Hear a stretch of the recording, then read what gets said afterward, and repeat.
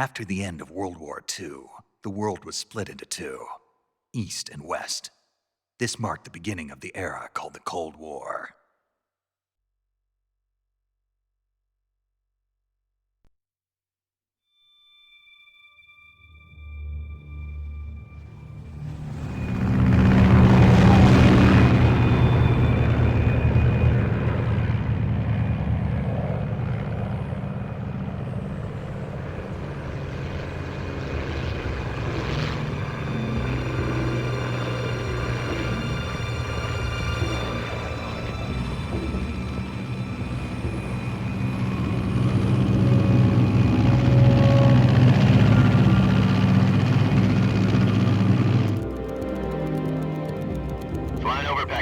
Altitude 30,000 feet. Approaching Soviet airspace. 20 minutes to drop off. Commencing internal depressurization. Equipment check. Arm main parachute. All right. You ready to go? Drop zone still showing a high pressure mass. Cav okay. Good. We've got high visibility.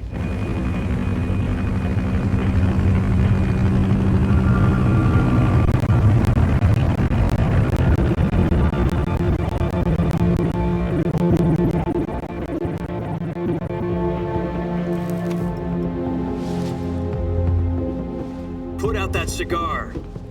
Connecting oxygen hose to interior connector. Put on your mask.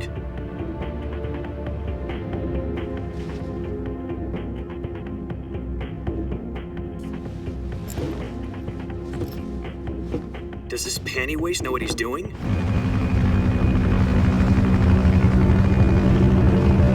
Approaching release point. 10 minutes to drop off. Hey, are you deaf? He said put out the cigar and put on your mask.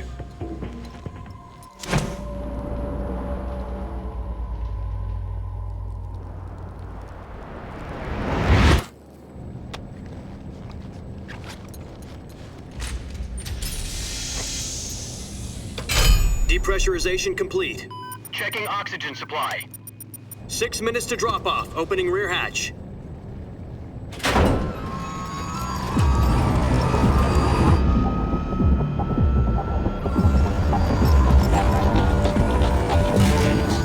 Sunrise.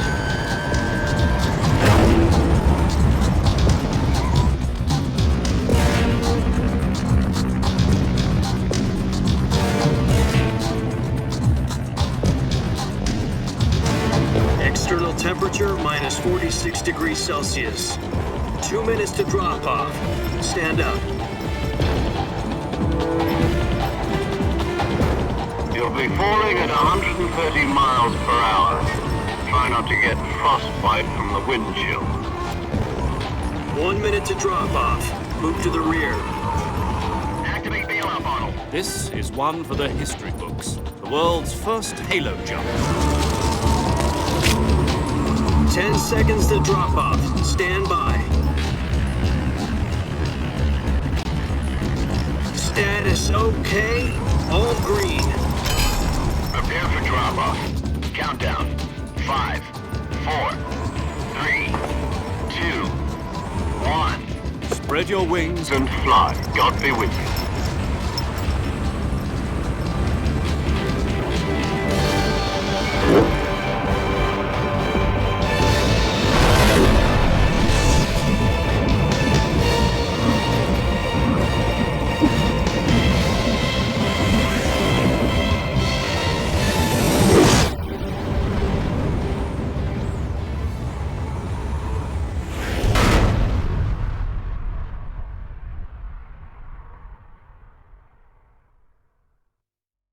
Jack, I've got some important news. The head of the CIA has finally given us the green light for the Virtuous mission. Virtual mission? No, the Virtuous mission. The future of our Fox unit depends on it. If it succeeds, we'll be officially organized into a unit. Virtuous mission? Sounds like some kind of initiation ritual. You know, don't get cocky. This isn't a training op. Right. So what exactly is this wonderful mission? Well, about 2 years ago, A certain Soviet scientist requested asylum in the West through one of our moles. His name is Nikolai Stepanovich Sokolov. He's head of the OKB 754 Design Bureau, one of the Soviets' top-secret weapon research facilities, and the East's foremost expert on weapons development. Sokolov, isn't he that famous rocket scientist? The very same. On April the 12th, 1961, the Soviets achieved the first manned spaceflight in history. The Earth was blue, but there was no God. Well spoken. The rocket that carried Yuri Gagarin into orbit was the A-1, known as the Vostok rocket. Sokolov is said to be the man most responsible for the multi-engine cluster used in that rocket. After Gagarin's flight, Sokolov left rocket development to become the head of the newly established Design Bureau. From a lowly technician to head of a design bureau, that's quite a success story, so why do you want to defect? It seems he'd become afraid of his own creations. Afraid? Call it a crisis of conscience. And for that, he left his country and his family behind and went over the fence? Not exactly. One of his conditions was that his family was also to be taken safely to the West. We used a mole to get the family out first and succeeded in sneaking Sokolov over the Berlin Wall shortly afterwards. I was the one who conducted the operation. The security on the eastern side was still full of holes back then. Then what? We got Sokolov over in one piece, but the whole ordeal had left him exhausted, and we checked him into a hospital in West Berlin. It took him 2 weeks and more than 600 miles to get from the research facility in the Soviet Union to Berlin. He was in no condition to say anything coherent. And it was only a week later that we had something much bigger on our hands. The Cuban Missile Crisis. October the 16th, 1962, President Kennedy received word that the Soviets were in the process of deploying intermediate-range ballistic missiles in Cuba. The President demanded that the Soviets dismantle and remove the missiles. At the same time, he announced a naval blockade to prevent further missile shipments from reaching Cuba. But the Soviets didn't back down, instead placing their armed forces on secondary alert. Soviet transport ships carrying missiles continued on course towards Cuba. US and Soviet forces went on alert for an all-out nuclear war. Frantic negotiations were conducted through the UN's Emergency Security Council and unofficial channels to end the hair-trigger standoff. Finally, on October the 28th, the Soviet Union agreed to remove its missiles from Cuba, and so the world avoided a nuclear holocaust. But in order to get the Soviets to pull their missiles out, we had to make a deal. You mean the one where the US agreed to remove its IRBMs from Turkey? No. The Jupiter IRBMs deployed in Turkey were obsolete, and we were going to get rid of them anyway. They had no strategic value whatsoever to either the US or the Russians. The Turkey deal was a ruse, a cover story that was fed to the other intelligence agencies around the world. So what did the Russians really want? Sokolov. They wanted us to return Sokolov. You mean the Soviets pulled out of Cuba just to get their hands on Sokolov? That's right. What the hell was he working on? At the time, we had no idea. We were running out of time. It was either give up Sokolov or risk full-scale nuclear war. In the end, we had no choice. President Kennedy gave in to Khrushchev's demand. The next day, I got Sokolov out of the hospital, handing him over to agents on the eastern side. Sokolov kept on screaming, "Save me," until he disappeared from my sight. Then a month ago, we received some new information from one of our moles. About Sokolov? Yes. He was taken back to the research facility and forced to continue working on the weapon in question under KGB supervision. What's more, it's on the verge of completion. So what kind of weapon is it? Something to do with space rockets? No, missiles. Same technology. I guess you're right. We don't know the details, but it appears to be a new kind of nuclear device. For half a year now, the Soviets have been conducting frequent nuclear tests at Semipalatinsk. Something to do with the weapon, I assume. We're talking about a secret weapon so big that Khrushchev was ready to pull out of Cuba to get it back. Is Sokolov still in the facility? No, according to our intelligence, he's in Selinoyarsk, a place in the mountains about 3 miles to the west that's known as the Virgin Cliffs. The Virgin Cliffs. Nice name for a virtuous mission. They moved him there just recently. Why? Apparently, they're conducting a field test of the weapon, but it's our best chance to get him back. This mission would never have been possible if he was still in the research facility. This is our last chance. Sokolov must have known that too when he contacted us.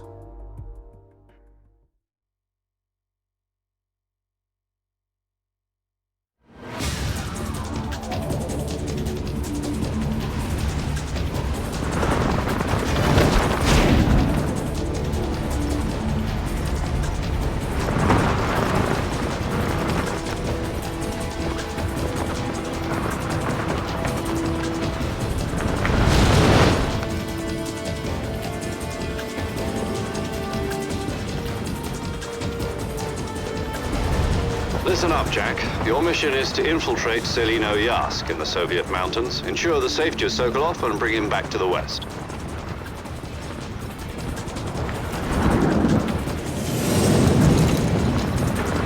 If we don't get Sokolov back before that weapon is complete, we'll be facing a major crisis. The clock is ticking.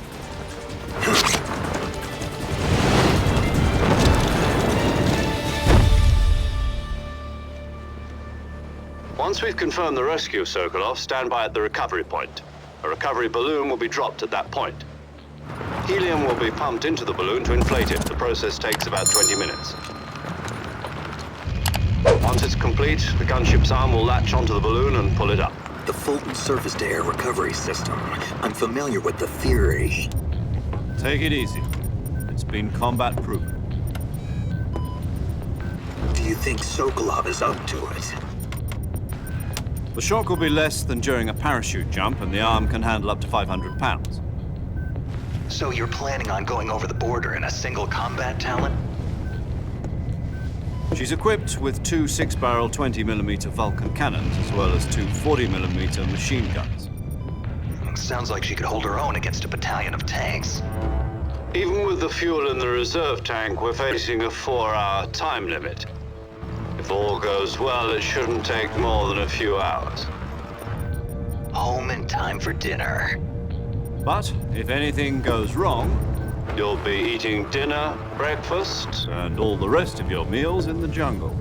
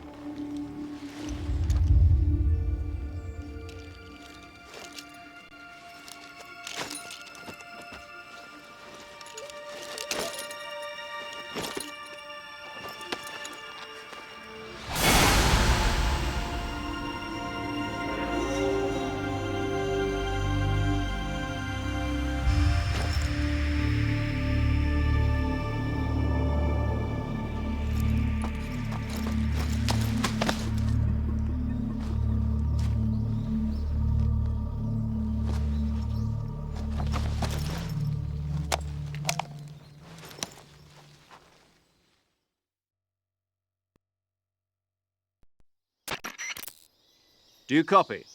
You're already in enemy territory, and somebody might be listening in. From here on out, we'll be using code names to refer to each other.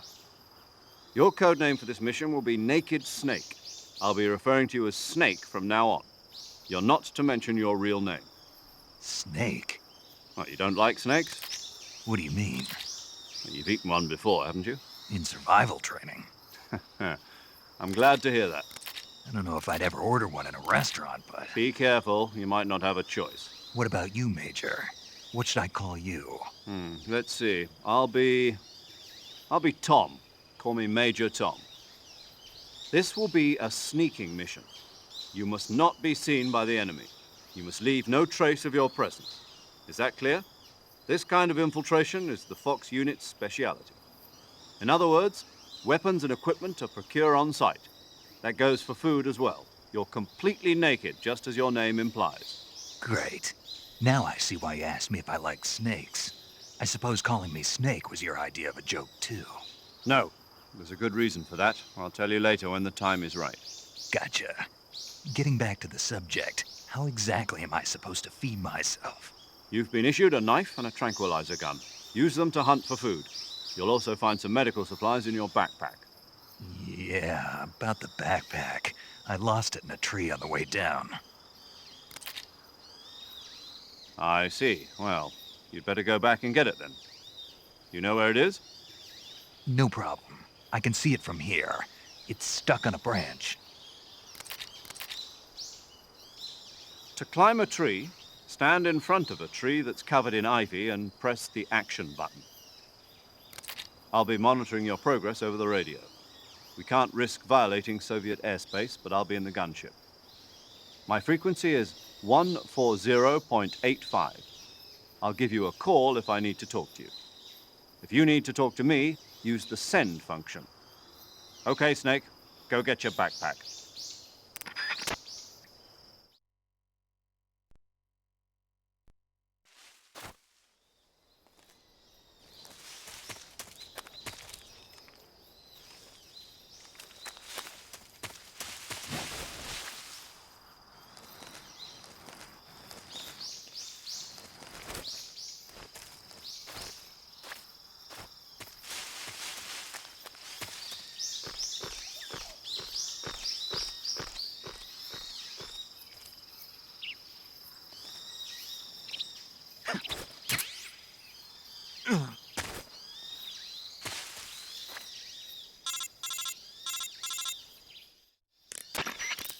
I see you've retrieved your backpack, Snake.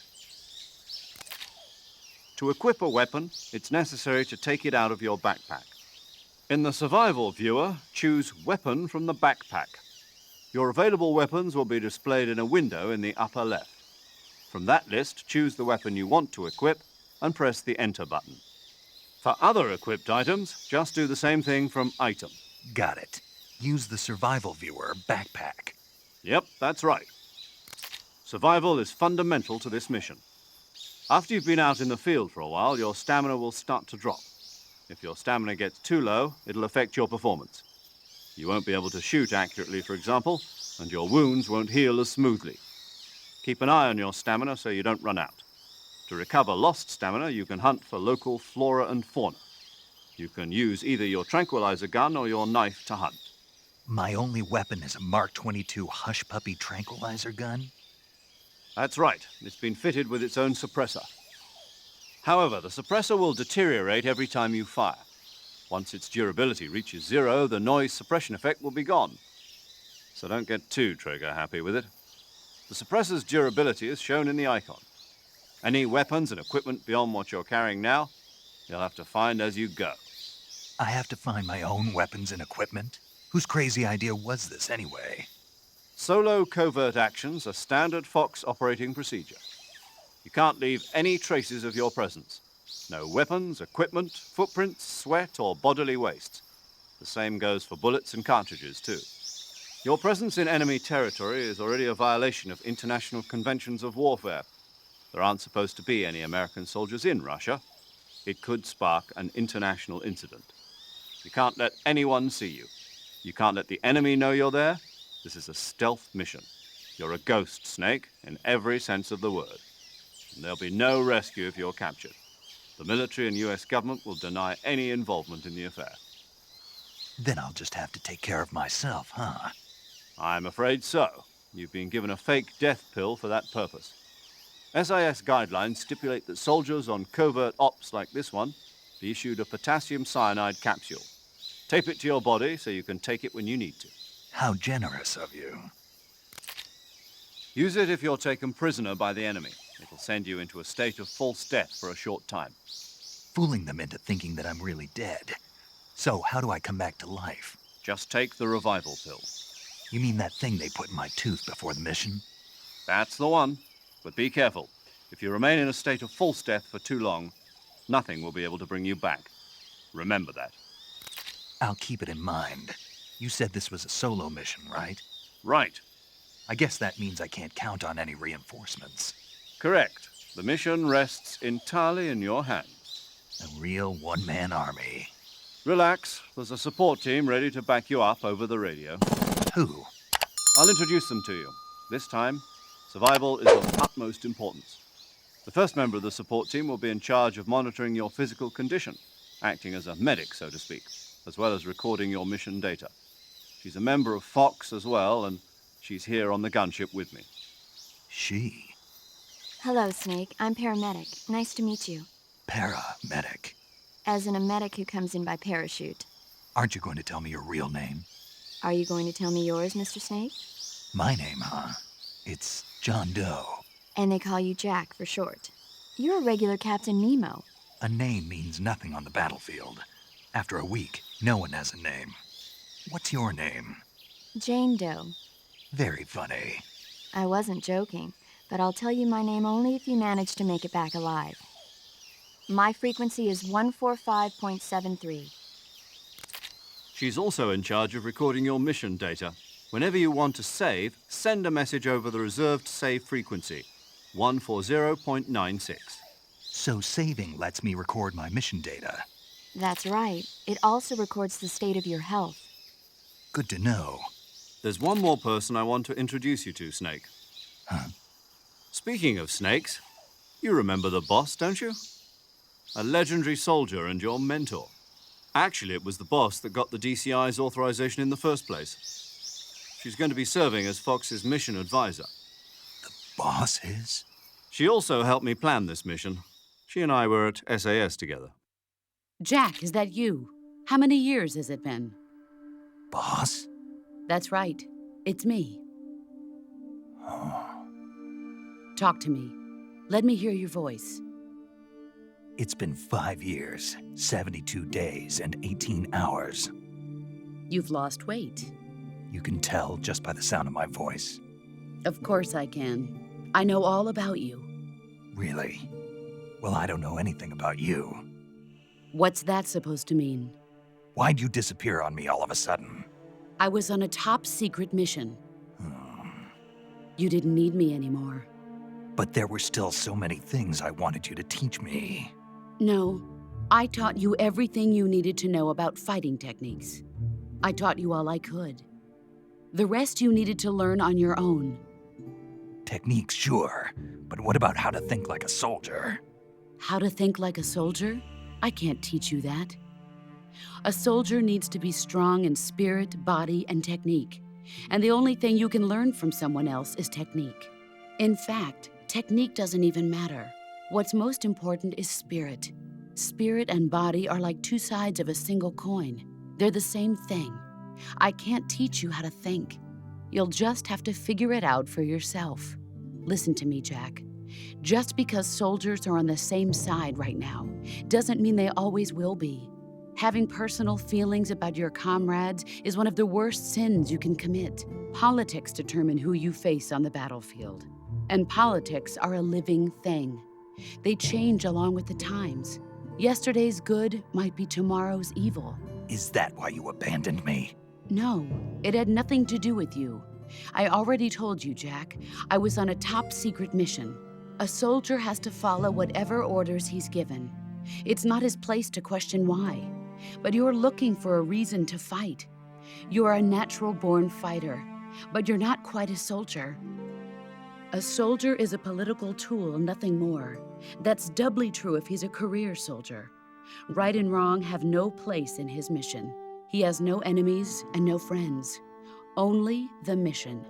You follow the orders you're given. That's what being a soldier is. I do whatever I have to get the job done. I don't think about politics. That's not the same thing. Sooner or later, your conscience is going to bother you. In the end, you have to choose whether you're going to live as a soldier or just another man with a gun. There's a saying in the Orient, loyalty to the end. Do you know what it means? Being patriotic. It means devoting yourself to your country. I follow the president and the top brass. I'm ready to die for them if necessary. The president and the top brass won't be there forever. Once their terms are up, others will take their place. I follow the will of the leader, no matter who's in charge. People aren't the ones who dictate the missions.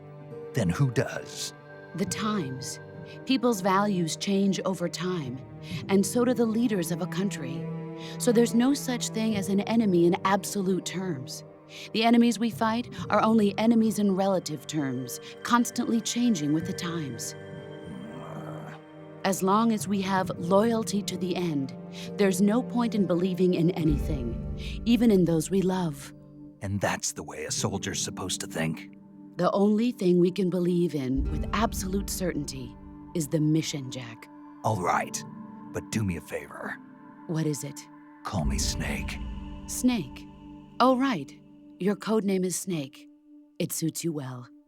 That's right. The legendary unit that the boss put together during World War II was a snake. The Cobra unit, a group of heroes that brought the war to an end and saved the world. As long as you've got a legendary hero backing you up, you'll be fine. Isn't that right, Snake? Yeah, I can't think of anyone else I'd rather have with me. Oh, and one more thing, boss. Yes? It's good to hear your voice again. Same here. After all, who knows if either of us will make it out alive? Snake, you are always best at urban warfare and infiltrating buildings. But this is the jungle. Survival is going to be key. Those CQC techniques I taught you are sure to come in handy. CQC? Close quarters combat, huh? I've been in the Green Berets for the past few years. I'm probably pretty rusty. Not to worry. I'll be here to help you remember. After all, this is your first actual survival mission. I'll be supporting you over the radio. Where are you, boss? Next to the major? The boss is communicating with us by radio from aboard a Permit-class submarine in the Arctic Ocean. My frequency is 141.80. Call me if you need my advice on battle techniques. Gotcha. Your mission is to retrieve Dr. Sokolov. Dr. Sokolov is being held in an abandoned factory located to the north of your current position. Avoid heavy combat and don't let anyone see you. Don't forget that this is a stealth mission.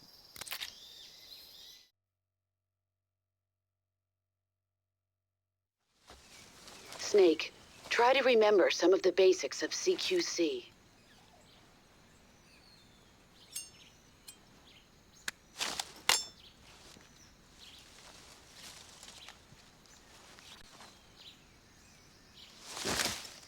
Commencing Virtuous mission now.